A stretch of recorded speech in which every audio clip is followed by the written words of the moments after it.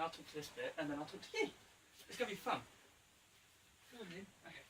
So hello, welcome to the first of my 2015 interviews. These are my sort of New Year's resolution to do something interesting and talk to interesting people and learn about them and hear about their Christian life as well. And so this is the most interesting person I know. And if anyone who's watching this knows me, you'll have heard about her. You'll may even feel like you know her despite having never seen her, met or heard her, because this is my Nan, who I go on about all the time. So hello, Nan. Hiya. Might want to talk up as well. Oh, well, okay, I'll try. So, Nan, Bit croaky. who are you? I am Diana Aldridge. Diana Aldridge. Nan. Nan. To everybody. Yeah. That's cool. So, you are the most interesting person I know. Come on then. Okay, so something that's really interesting is that you were born in 1937, so which means you were a small kid during the war. Yeah. What was that like? Where did you grow up and all that? Well, it was, from what I can remember, which is quite, some of the memories are quite vivid really. I remember the air raid sirens, of course, and my dad, he was in the First World War and he was too old to be in the Second World War, but he did fire watch duty on an enormous departmental store in Sutton High Street, and so he did that. But he built the shelter in our garden, the Anderson shelter. Of course, when I got a little bit older, there were lots of children in our road, and we used to go looking for bits of shrapnel when after the bombs had been over, and that was quite exciting, trying to find the biggest bit of shrapnel. The boys always found the bigger bits. Oh, I remember one night we were in the shelter and there were a lot of bombing overhead. That was a little bit scary.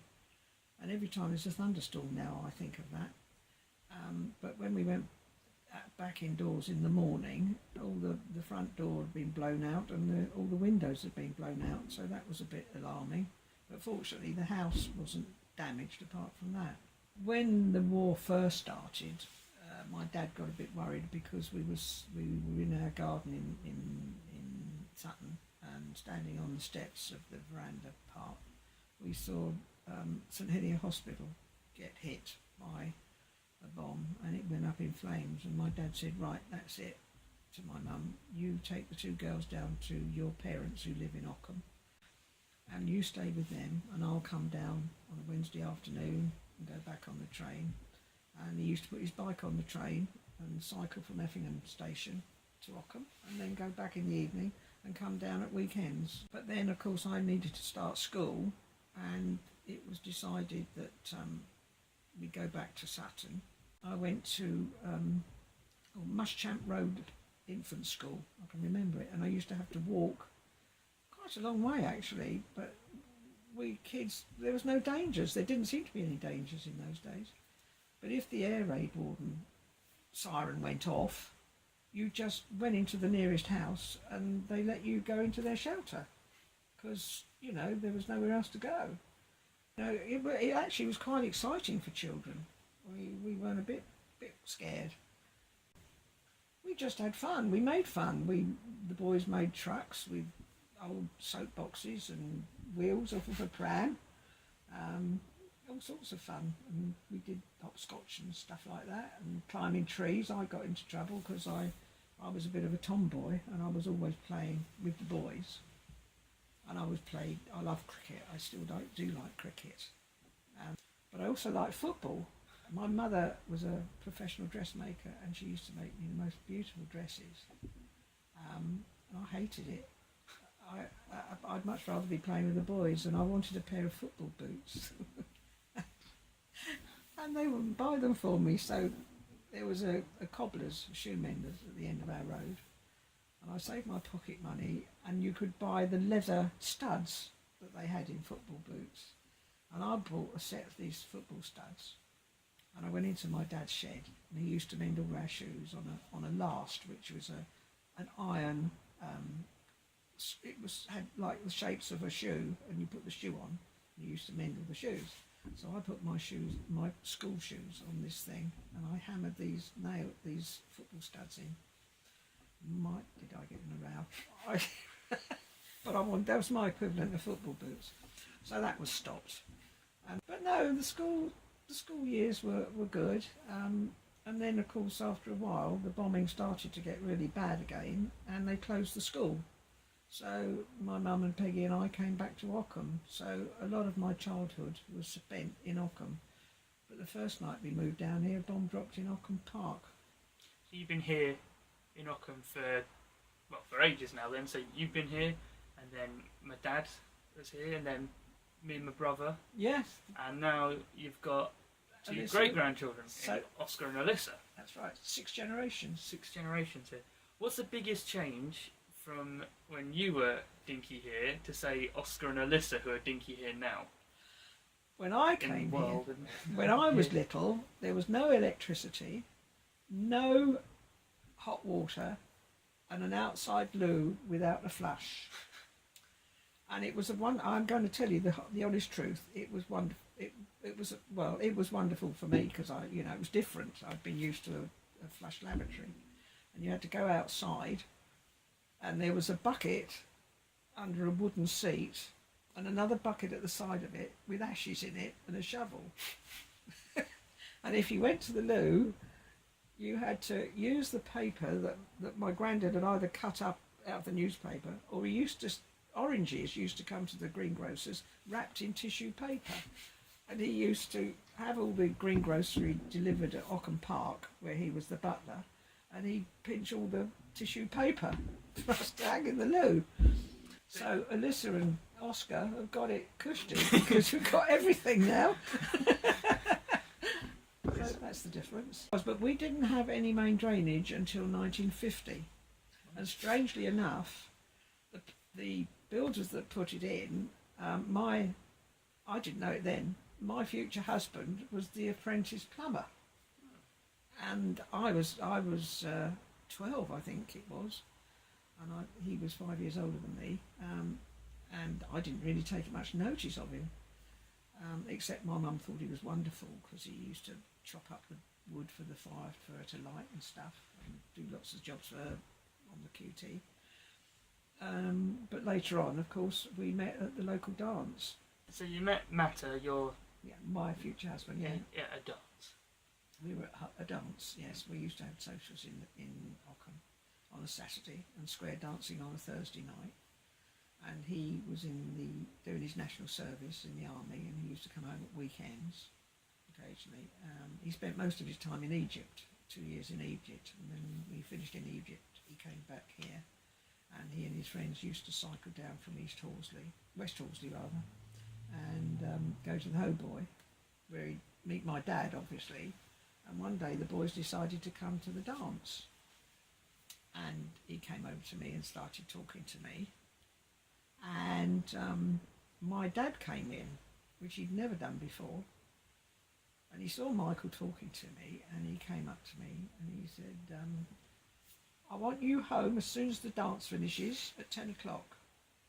And Michael, like an idiot, turned around and said, oh, right, Mr. Berry, yes, I'll walk her home, which was the worst thing he could do, because he did walk me home, and there was my dad waiting at the gate for me, which he'd never done before. And so Michael had to walk home from Horsley by himself because all his mates had gone. And when I got indoors, I said to my dad, why on earth did you do that? So he said, you don't want to get tangled up with him. I went to school with his father. And it ended up with my sister marrying his brother and me marrying Michael. How did you become a Christian then, Nan? Oh, how did I become a Christian? Well, my family were all Christians. My dad, as a boy at West Horsley, he was in the choir at West Horsley. His parents were both Christians. They went to church. And my mum, my grandfather was butler to the Countess of Lovelace in Ockham Park, and the staff were all expected to go to church on a Sunday morning, except the cook, of course. And my mum had to go as a child with her sisters, and I, when I came along and to Ockham, I joined the choir in Ockham. Prior to that, I'd been to Sunday school at Sutton, to St Barnabas Church, and I'll never forget, I didn't tell you this bit, when I was a little girl, I think I was 4 or 5, and I was pestering my mum and dad for a Christmas present, and they weren't going to let me have one because they said Father Christmas hadn't delivered, and I kept pestering, and my dad said, well, I think we've got a little something for you. And he went to the piano stall. We had a piano, and he lifted up the piano stool lid and gave me this parcel. And I opened it, and I was so disappointed. It was a Bible with pictures in, and the disappointment that it wasn't a doll or something, or even a football. But yes, and then I became more interested in the Bible. At first, they were sort of like magical stories. It was just magic to a child. And then, as I got older, the vicar at Ockham, the Reverend Donald, a very, very nice man, and he used to take the choir on his boat. He had a boat at Ripley on the river for choir outings, and we started off with a prayer to keep us safe, and I became more and more involved in it. And I must really tell you this. It came to me last night. Actually, I was in bed, and my dad always put me to bed at night. And before I went to sleep, he always said a prayer with me. And I can remember it now, and it was, Lord, keep us safe this night, secure from all our fears. May angels guard us while we sleep till morning light appears. And it's always stayed in my mind, that prayer. And I felt God does look after me. And without my faith, I wouldn't have survived lots of tragedies, really. Not tragedies, but upsets in life.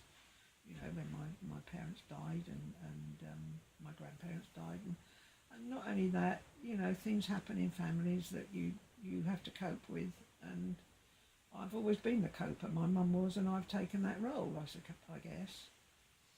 And then when Michael died, I didn't want to be here, but I had to be. And I know my faith got me through that. And if it hadn't been for that faith, I don't think I'd be here now. And my family, my children, my grandchildren. So you told me a story about going to church and singing a song. Oh yes, the day after Michael died, his funeral was on the Wednesday, and the first Sunday I thought, I've got to go to church. I've got to go on my own. And I was saying, please God, get me there. And I was in the church drive, and I was walking up the drive, and I started to sing Onward Christian Soldiers. Why, I don't know, because it's not my favourite hymn, but it just came into my head. And the vicar's wife came and sat next to me in the congregation, and the first hymn, believe it or not, was Onward Christian Soldiers. And I just couldn't believe it. It was just really weird. Anyway, from then on, Tessa, the vicar's wife, encouraged me to join the choir again. So I've done the complete circle. And I've been church warden, and I've arranged loads of flower festivals in the church. I've got them organised and that. I started a building programme with the church because the quinquennial report showed that it was in dire need of restoration.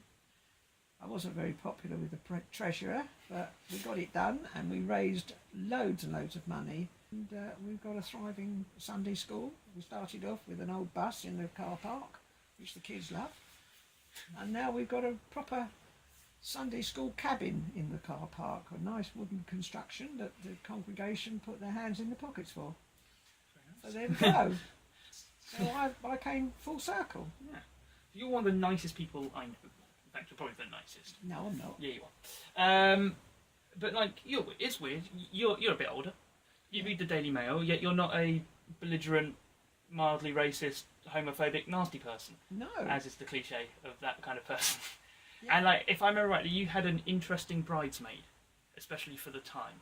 Ah, Yeah. no, yes. Which is very unusual for your age now, who reads the Daily Mail, and then very unusual for the time. George and Peter. Oh, George and Peter, lovely couple. Michael and I, we had some, our friend Pam that lived in one of the cottages. She had a brother who was gay, and he had obviously his gay friend, and they lived in Putney. And we're talking the 60s when it was illegal. And we used to go up to London and stay at their flat, and we had nights out, you know, going on the bus route to the different pubs and coming back, and being silly as you were in those days. And when I got married, George, he worked for a shipping company and Peter was on the stock exchange. But George was a very good photographer and he offered to take our wedding photographs. So they were at when my dad and I arrived at the church, George was taking the photographs and Peter acted as my bridesmaid because I had two young bridesmaids. So Peter was faffing around with my veil and my dress, and we were walking up the church, and he was behind me, and he said, "Hang on, give us your foot. You've got the price of your shoes on the back of the shoe. £3.99 they were, £3.99." And yes, they are still together to this day. But why is there a problem? We're all different. We all have different feelings. I've no problem with that. Why should I? If my son told me he was gay, I'd probably be quite proud of it. I know he's not, but I just find it difficult. But I read the Daily Mail because I like doing the crossword, and so does Craig. Crossword is good. And the code word. I can't do the code word. So what is the biggest achievement you've made in life? What's the most... The most important thing that I'm proud of? Yes, I know what you're going to answer, but then we'll go another one as well. Well, obviously, I am family is the most important thing to me. And especially my grandchildren. They are my life and my son. And now I know that Barnaby, who had lots of problems at some stage, is very settled. He's got a lovely girlfriend, two beautiful children. Craig, I know, is doing what he's wanted to do. His faith is very important to me, and I think, I'm sorry, I'm going to get upset about this, but I think I've got a little bit of bearing in that. I think I have. Yeah. And Simon has found a partner, his wife, and they're extremely happy. And Jean, his ex-wife, is very happy, and that's all I want in life. I was determined that there was going to be no animosity in the breakup, and it's all worked out beautifully. And if I die tomorrow, I know that they're all going to be okay. All right? Yeah. That's the biggest achievement, and I had the most wonderful marriage, and Michael was my soulmate, and that nearly destroyed me when he died, and it didn't. So you've made me cry. Anyway, all right. Yeah. Now, what's the next thing? Then? Okay, one last thing then. Yeah. If you could, as someone who has been through and seen much, and assuming that if anyone watches this, Yeah. they'll probably be a bit younger. Yeah, a lot younger. What would you hope or want everyone who's a bit younger and watching this to spend this, because it's only just turned January, to spend this next year praying for? Praying for? What would be your prayer for everyone, or for young people to pray for themselves or the world or whatever? What would that be? Well, I hope everybody would pray and achieve what they want to do in life. To work hard and get to the place they want to be, because life is wasted if you don't work hard at what you want. And of course everybody says world peace. Everybody says world peace. I don't think that is ever going to happen. I don't think that will ever happen. And just hope that there are no big disasters like there usually are at Christmas time. And, you know, things that happen for a reason. And sadly some of them are not good. But let's hope we all have a very happy 2015. And young people are good. There are some bad apples in every society, but on the whole, the young people of this world are good. Okay? Thanks, Sam. Is that what you wanted? Yeah. Oh, I've been interviewed.